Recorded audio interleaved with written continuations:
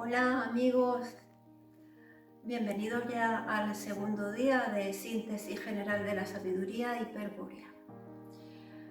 Quiero agradecer antes que nada a las veintitantas personas que día tras día me van poniendo el dedito arriba. Os lo agradezco, especialmente a vosotros, también a todos los que veis el vídeo, pero bueno, quería comentar esto. El día de hoy va a ser muy interesante, muy ameno, porque vamos a hablar de una alegoría. Es la alegoría de un prisionero, de un hombre que está prisionero en una torre. O sea, que ya podéis dejar volar vuestra imaginación para saber de qué se trata. Empezaremos introduciendo algún que otro concepto y luego ya al final pues expondremos la alegoría. Nada más que decir. Vamos a pasar directamente a ver lo que hemos escrito en la pizarra. Así que venga, vámonos.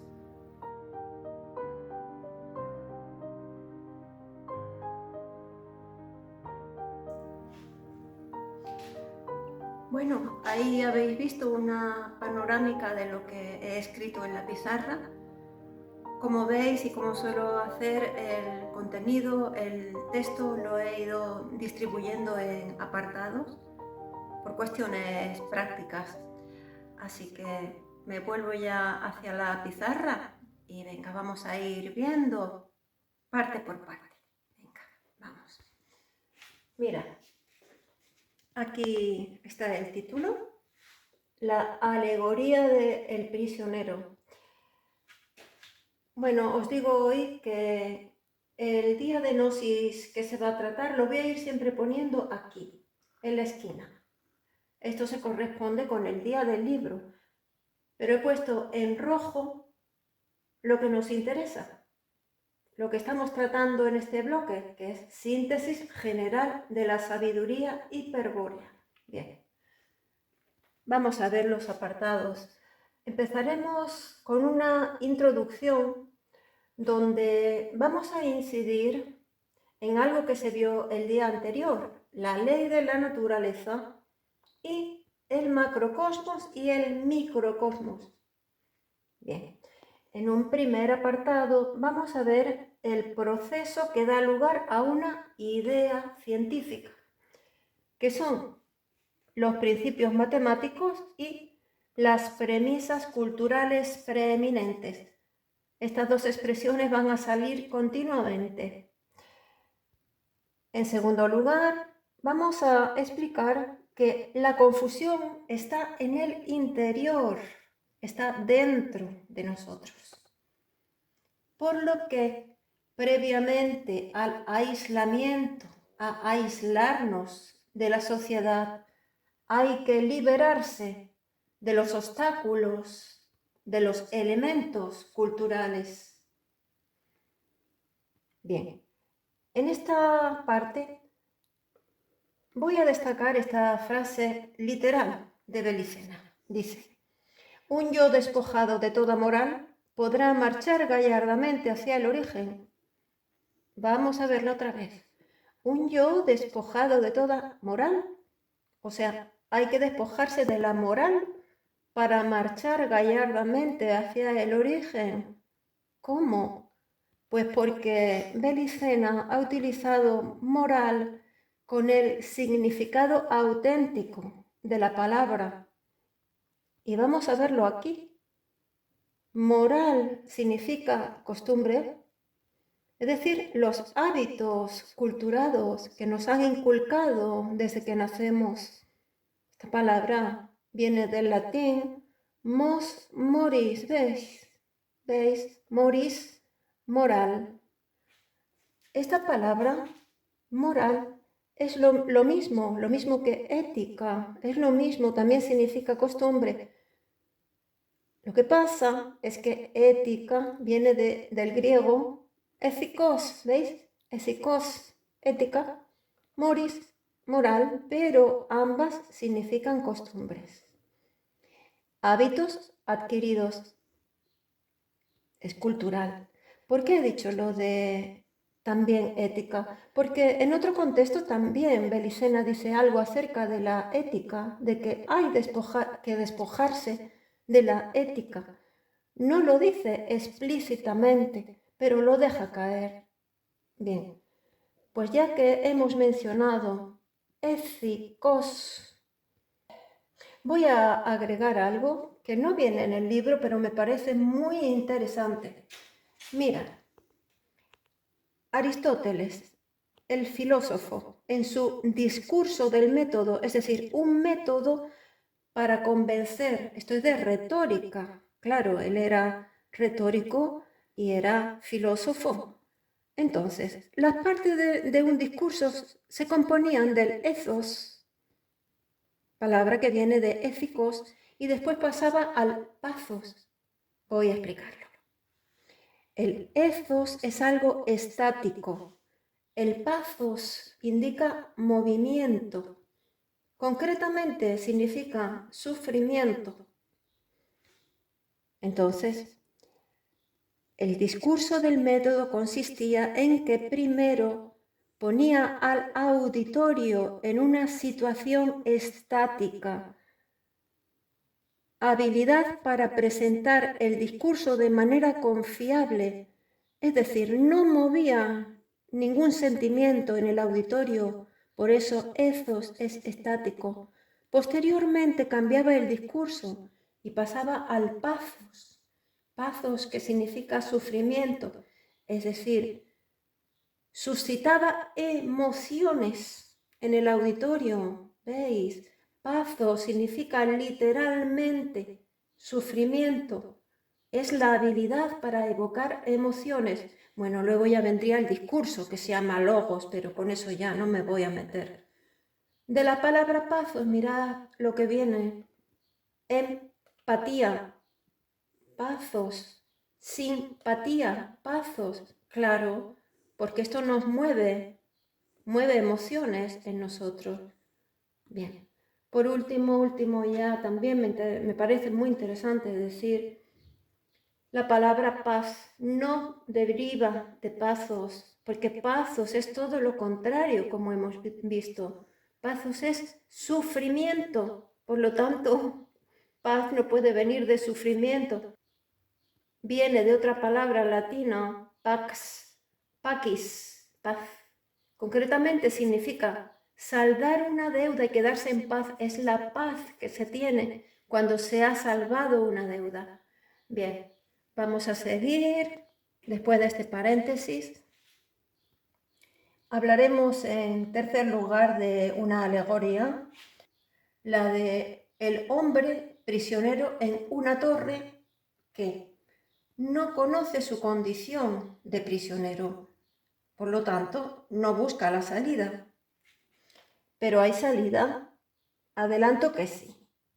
Por último, veremos la estrategia de los dioses leales para ayudar a ese hombre. Son dos pasos. El primero es despertarlo y el segundo, orientarlo. Despertarlo, que conozca su condición de prisionero. Orientarlo para que busque la salida él mismo. No le da la salida, sino lo orienta para que busque la salida. Y bien, hasta aquí ha sido todo. Así que vamos a pasar ya a leer lo que aquí se ha expuesto. Venga, vámonos.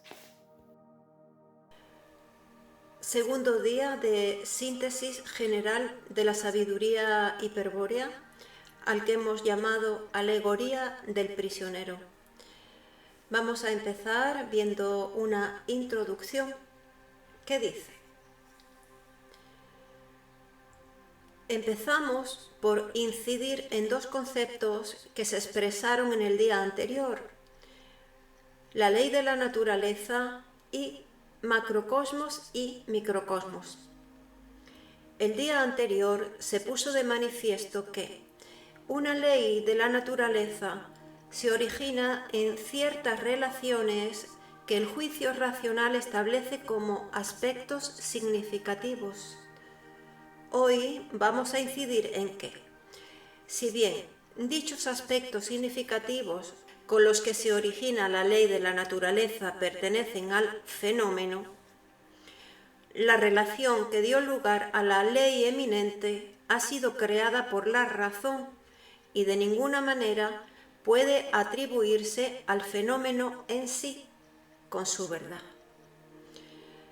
También se expuso el principio hermético de que las leyes del macrocosmos se reflejan en el microcosmos. Hoy vamos a añadir que las leyes de la naturaleza del microcosmos son representaciones de un modelo matemático originado en la mente humana, es decir, el microcosmos. Bien.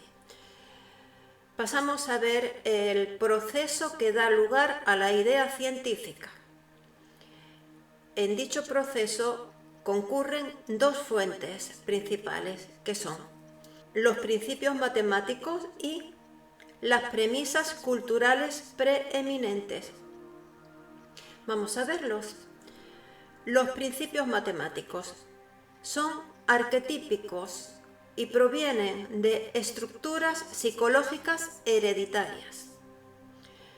Cuando aprendemos matemática, por ejemplo, solo actualizamos conscientemente un número finito de sistemas formales que pertenecen al ámbito de la cultura. Los principios matemáticos, pues, no son aprendidos, sino descubiertos, pues son matrices básicas de la estructura del cerebro. Las premisas culturales preeminentes surgen de la totalidad de los elementos culturales aprendidos a lo largo de toda la vida. Obran como contenido de los sistemas de la estructura cultural a las cuales acude el sujeto cultural para formular juicios. Pues bien, el conocimiento de estos dos principios, los principios matemáticos y las premisas culturales preeminentes, como fuentes principales que intervienen en el acto de formular una ley de la naturaleza, va a permitir exponer una de las tácticas más efectivas que emplea el Creador para mantener a los hombres en la confusión, y cómo los dioses leales la contrarrestan, induciendo carismáticamente al hombre a descubrir y aplicar el principio del cerco, uno de los principios más importantes de la sabiduría hiperbórea y también uno de los secretos mejor guardados por el enemigo. Dejamos esto aquí y pasamos a hablar de la confusión es interna. Es un error pensar que la cultura, empleada como un arma estratégica por la sinarquía, es algo externo, algo propio de la conducta del hombre en la sociedad y la influencia que ésta ejerce sobre él. Y el error proviene de una incorrecta comprensión de la sinarquía, a la cual se supone una mera organización política, y también el error proviene de el papel que dicha sinarquía juega en el plan del demiurgo terrestre Jehová Satanás. La verdad es que son los elementos culturales interiores los que realmente confunden, desvían y acompañan al hombre en todo momento, y esa confusión hace que el hombre que procura orientarse no lo consiga. Vamos a ver un ejemplo ilustrativo. Si el ataque proviniera solo de lo exterior, es decir, de la sociedad, bastaría con alejarse de ella, hacerse ermitaño para neutralizar sus efectos, pero está suficientemente comprobado que la soledad no basta para evitar la confusión y que, por el contrario, la soledad suele aumentar en el retiro más hermético, siendo muy probable que por ese camino se pierda la razón mucho antes que encontrar el origen. Es por ello que el yo despierto, si pretende salvar la distancia que lo separa del origen, previamente al aislamiento social, debe liberarse del obstáculo que le imponen los elementos culturales. Un yo despojada de toda moral, costumbres, elementos culturales aprendidos a lo largo de toda la vida. Eso es moral. Un yo despojado de toda moral, de todo dogma, indiferente a los engaños del mundo moderno, pero abierto a la memoria de sangre, podrá marchar gallardamente hacia el origen y no habrá fuerza para detenerlo. Pero, ¿cómo es posible adquirir tal grado de pureza? Ya que el estado normal del hombre en esta etapa del Kali Yuga es la confusión. La respuesta está en la táctica de los dioses leales para orientar a los hombres espirituales y neutralizar el efecto de la cultura sinárquica. Es por ello que vamos a exponer a continuación una alegoría en la cual se hará evidente la correspondencia entre el yo en el hombre dormido y el concepto del cautiverio, lo cual permitirá luego comprender la estrategia que los dioses leales practican para contrarrestar el arma cultural de la sinarquía. Y pasamos a ver la alegoría.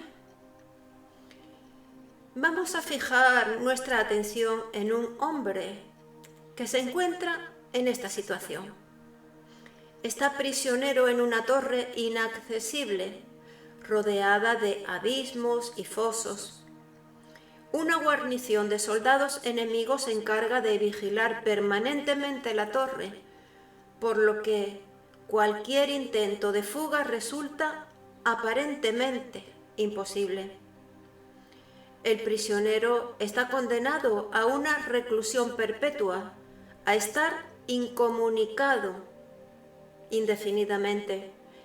En estas condiciones no parece existir muchas esperanzas de que el prisionero recobre alguna vez la libertad.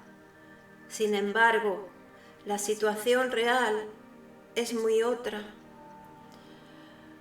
Si bien la salida hacia afuera es imposible, hay salida hacia adentro.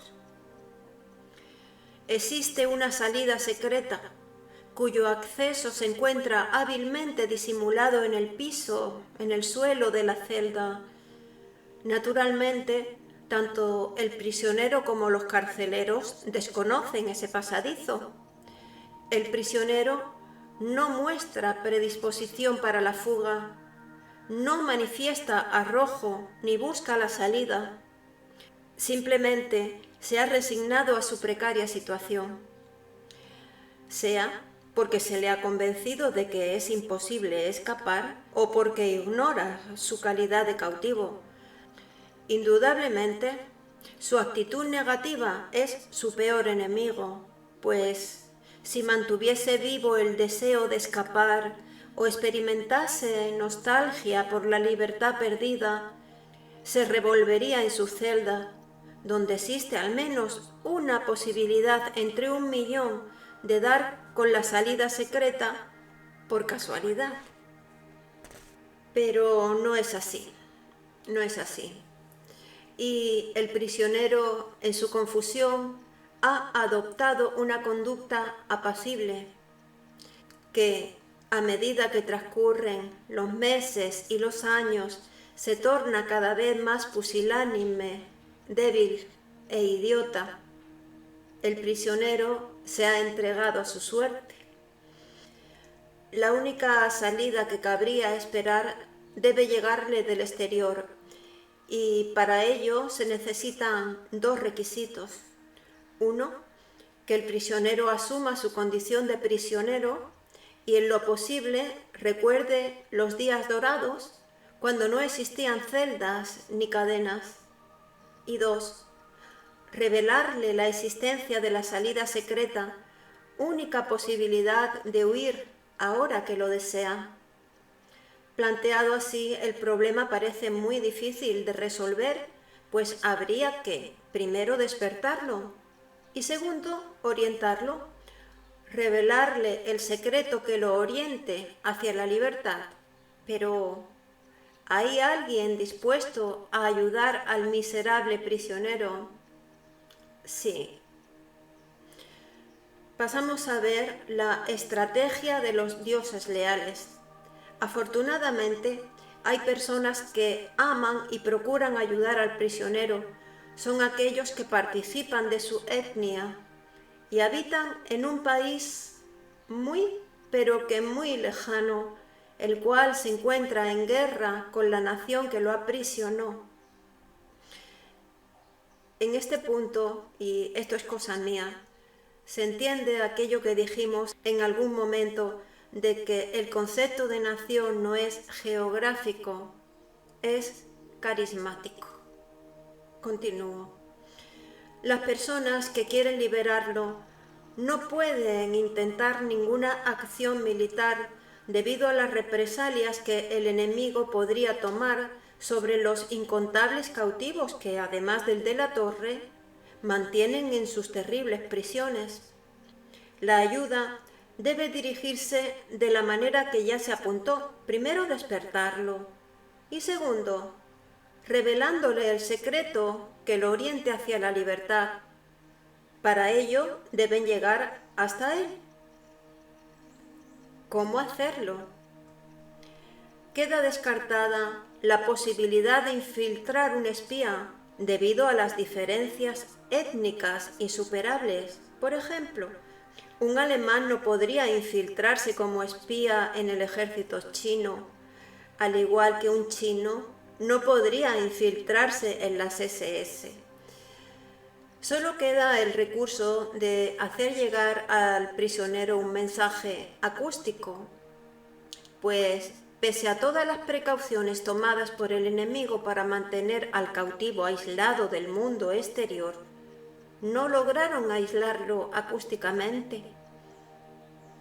Al decidirse los Kameraden hacer llegar un mensaje acústico al prisionero, contaban con una ventaja.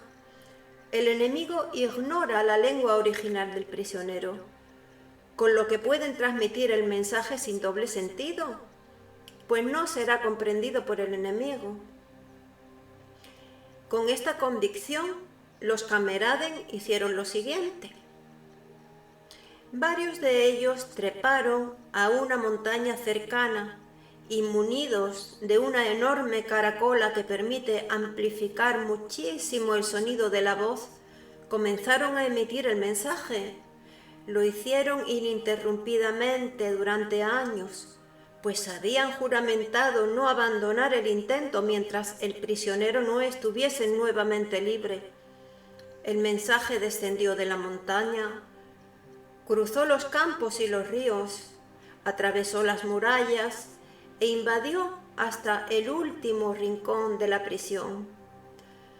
Los enemigos al principio se sorprendieron, pues, como para ellos ese lenguaje no significaba nada, tomaron el musical sonido por el canto de un ave fabulosa y lejana, y al final acabaron por acostumbrarse a él.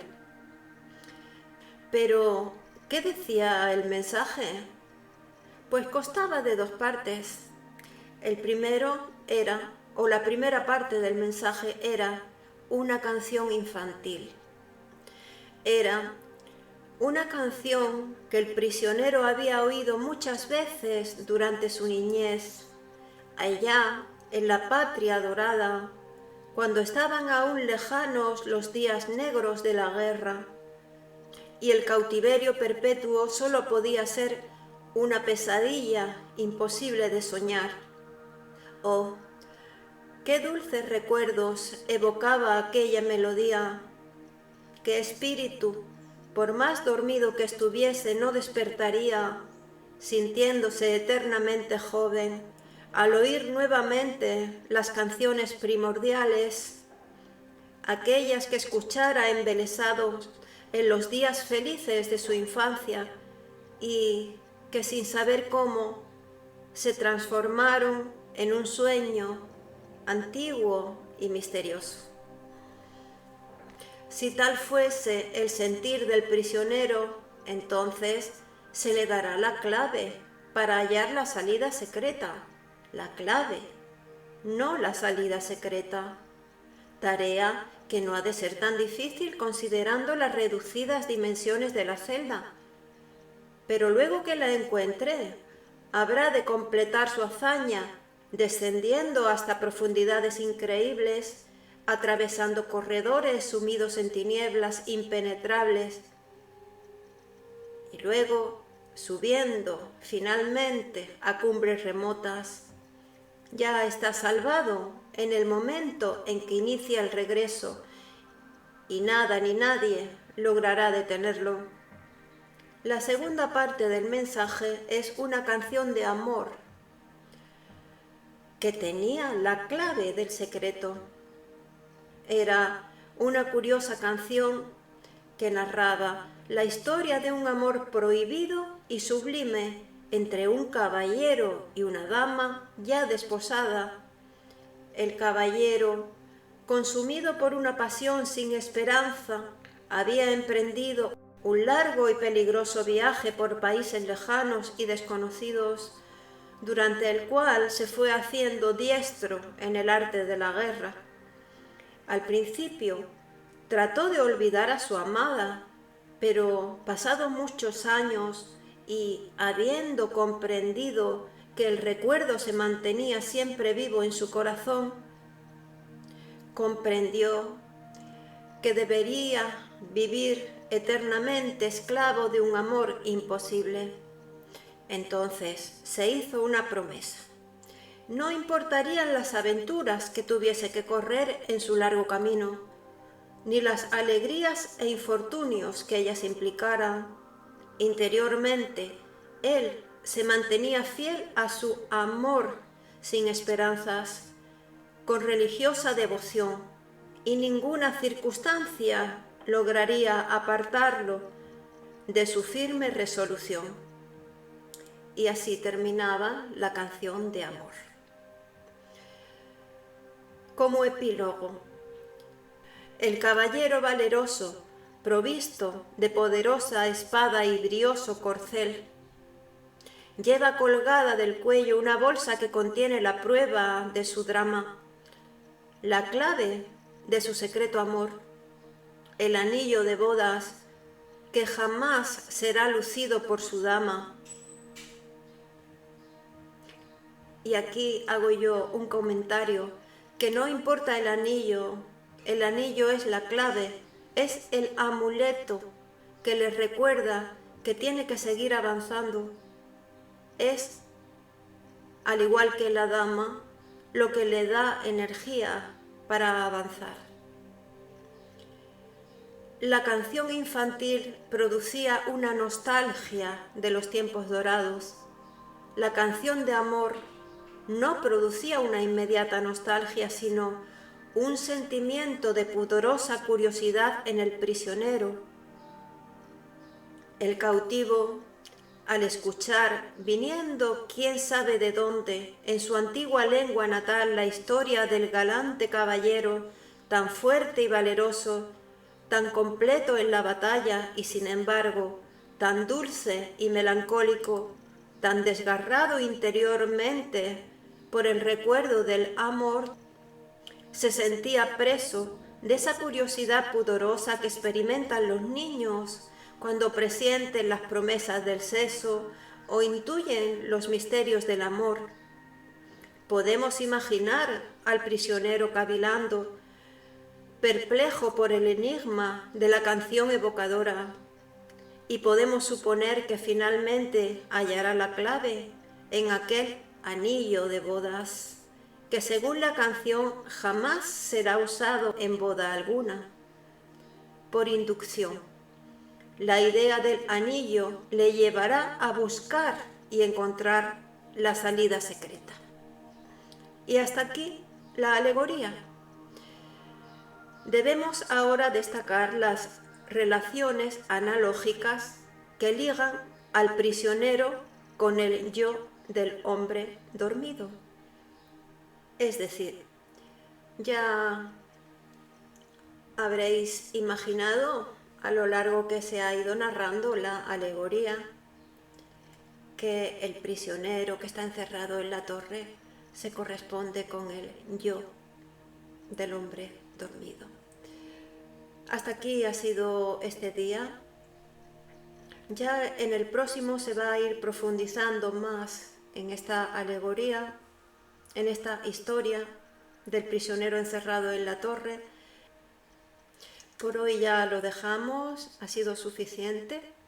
Como siempre, os mando un fuerte abrazo y os espero ya en el próximo día, que será el tercero, de síntesis general de sabiduría hiperbórea. Un abrazo.